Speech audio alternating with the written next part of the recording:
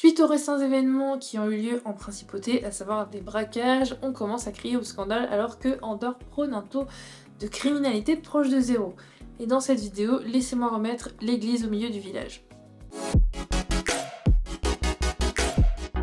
Bonjour et bienvenue dans cette nouvelle vidéo dédiée à l'Andorre. Je m'appelle Manon, je suis expatriée en Andorre depuis plusieurs années et chaque semaine sur YouTube, je vous parle de mon expérience d'expatriée dans la principauté. Alors aujourd'hui, on va parler criminalité en Andorre parce que oui, l'Andorre est un pays super safe où, on va être honnête, il se passe pas vraiment grand chose.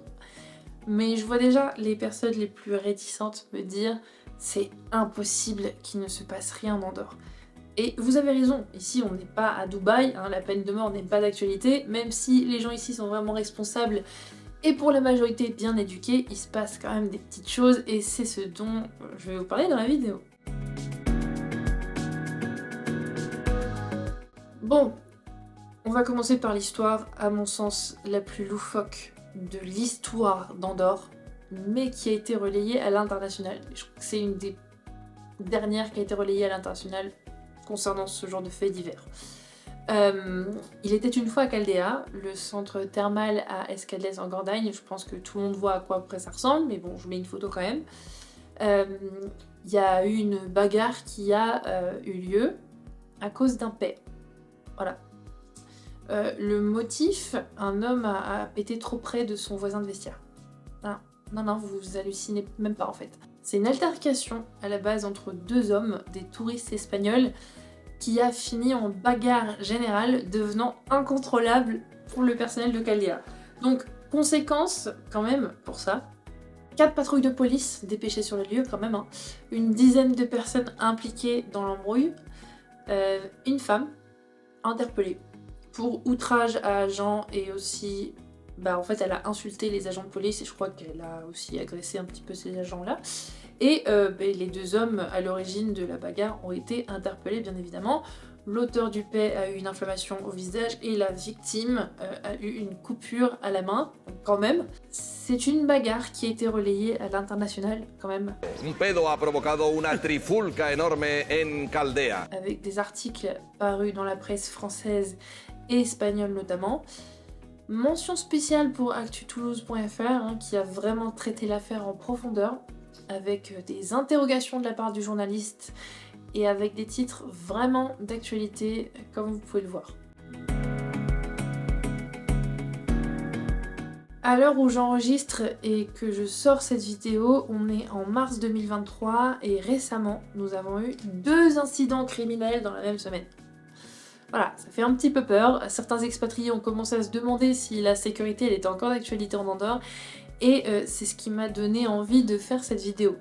Alors déjà, on va commencer par un truc. Ici, si vous souhaitez l'équivalent de BFM TV, mais en Andorre, vous avez la presse. En même temps, on peut pas vraiment leur en vouloir parce qu'il se passe tellement rien de scandaleux ici que le moindre fait donne matière à faire des gros titres.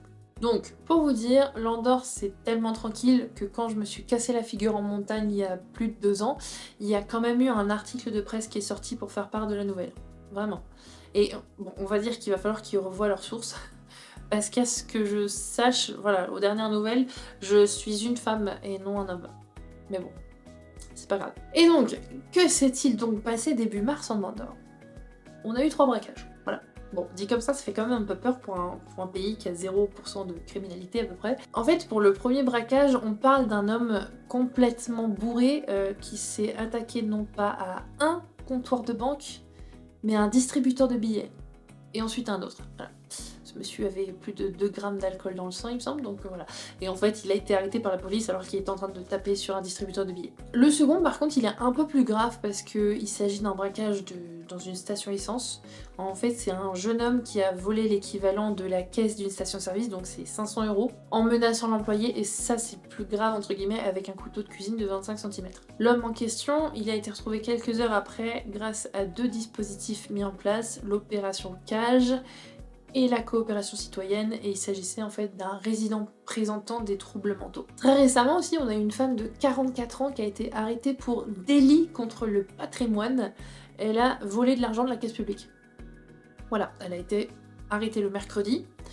présenté au tribunal le même mercredi après-midi, et en fait c'est une affaire qui a été prise au sérieux, mais vraiment, alors que le montant du préjudice s'élève à 200 €. Ouais, on en est là. C'est pour vous dire qu'on est loin quand même des détournements de fonds habituels dans les pays voisins à coups de millions. On a aussi eu 9 touristes arrêtés au pas de la case avec une bonne cargaison de 30 grammes de cocaïne, de 13 grammes de marijuana et de 8 grammes de champignons avec, voilà, 1000 € en espèces, une balance de précision et des petits sacs pour stocker, mais bon, c'est juste pour leur consommation personnelle. Dans un autre registre, on a aussi eu 2 couples de non-résidents qui ont volé plus de 2000 € de marchandises dans un magasin en Andorre-la-Vieille. Bah, ils se sont fait choper aussi.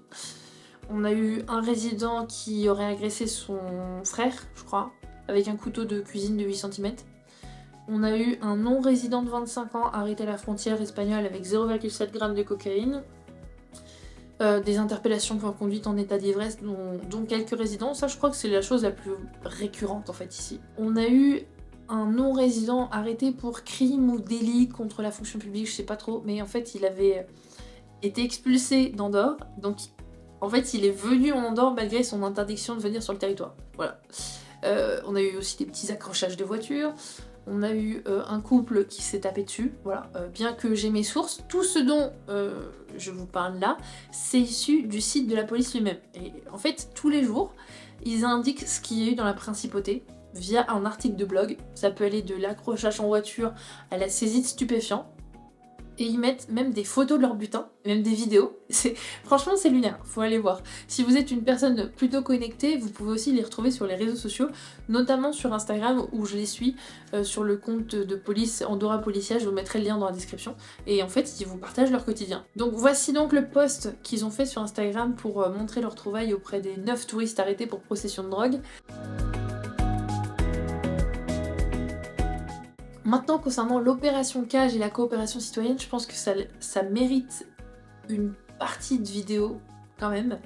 Parce que, en fait, pour la petite histoire, quand on a emménagé en Andorre avec mon mari, on a eu quelques questions aux propriétaires qui nous louaient notre premier logement. Mon mari, c'est un fervent collectionneur de BD, et de planches originales surtout.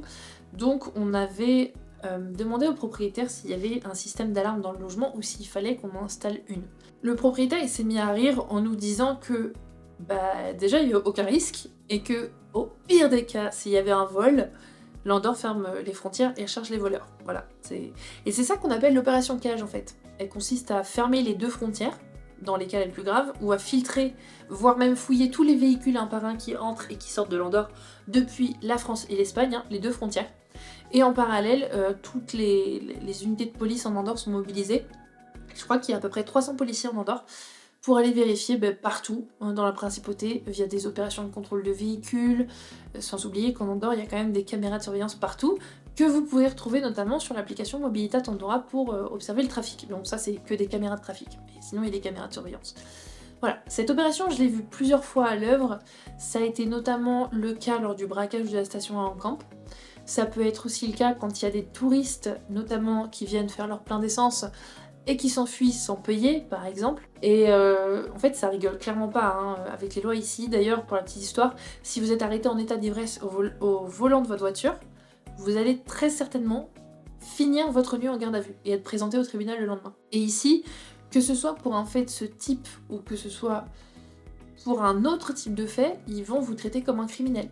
D'ailleurs, petite anecdote, on a bien une prison en Andorre, perchée sur les hauteurs d'une des vallées d'Andorre-la-Vieille. Et d'ailleurs, selon les dernières statistiques enregistrées en 2019, la prison comptait 56 détenus pour un taux d'occupation de 34%. Donc, on n'est pas du tout en surnombre de ce côté-là, il y a de la place. Concernant la coopération citoyenne, c'est en reprenant l'exemple du braquage de la station essence d'il y a une ou 2 semaines, lorsque la police elle a fait un post sur Instagram et sur les réseaux sociaux en général, en demandant aux citoyens de les contacter s'ils ont vu ou s'ils connaissent l'individu en question avec la photo de la personne qui a été filmée à la station essence. Et c'est grâce à ça que le suspect il a été arrêté. Donc voilà, comme vous l'avez vu dans cette vidéo, il y a des petites choses qui se passent en Andorre, mais quand même comparé aux pays voisins, on est quand même dans un monde de bisounours. J'espère que cette vidéo vous aura plu. Comme d'habitude, n'hésitez pas à la liker à la partager et à commenter, à poser vos questions en commentaire. J'y répondrai comme d'habitude en vidéo ou en commentaire. Et on se donne rendez-vous mercredi prochain pour une nouvelle vidéo.